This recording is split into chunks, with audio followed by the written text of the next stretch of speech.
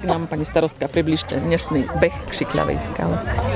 Takže beh Šikľavej skále je myšlienka, ktorá sa nezrodila zo dňa na deň. Čerpá určite z histórie tejto obce, kedy už možno 10-15 rokov dozadu bol tento beh organizovaný.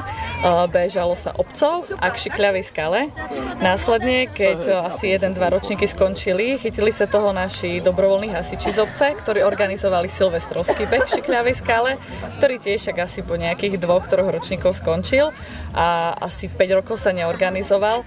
Preto sme sa rozhodli osloviť útulok Šťastný psík a dodať tomuto behu k Šikľavej skále ešte taký lepší punc, teda tú charitatívnu myšlienku, aby teda bežci, ktorí sa zúčastnia behu, mohli svojimi príspevkami v rámci registrácie prispieť aj na útulok Šťastný psík. Kvôli tomu vznikla vlastne aj kategória pre beh so psíkmi, teda Happy Dog Race, kategória beh s rodiny deťmi a beh pre zdatných alebo teda dospelých bežcov.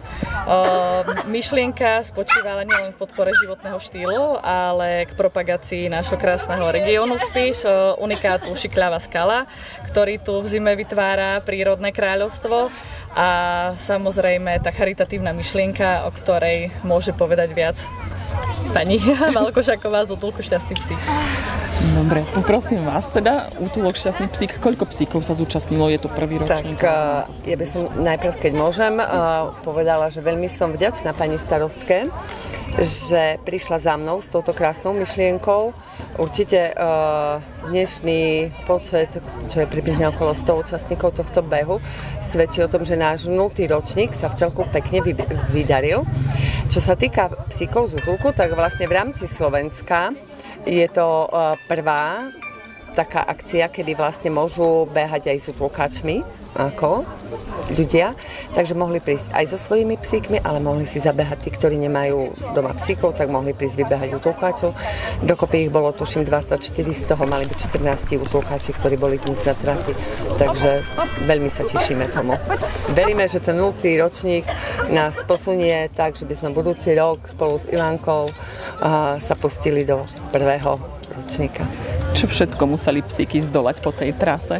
Trať bola veľmi zaujímavá a teším sa, lebo tí prví bežci, tá prvá bežkyňa, ktorá bola vravela, že takúto fantastickú trať ešte nemala. Takže museli zdolať niekoľko prekážok, vodnú prekážku, podliezanie, lezenie cez rúru, preskakovanie, v lese nejaké, sme nachystali prekážky, nejaké stromčeky, čo tam boli pobadané. Takže vlastne dúfam, že všetci boli nadšení, ale zatiaľ, čo mám tie ohlasy, tak áno. Všetky psíky to teda zvládli. Áno, dúfam, že šťastlivo všetci, pred chvíľočkou dorazil posledný, tak zvládli to všetci.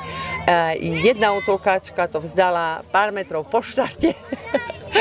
Takže až na tú jednu, ktorá našu dášku neprebehla, tak ako všetci super.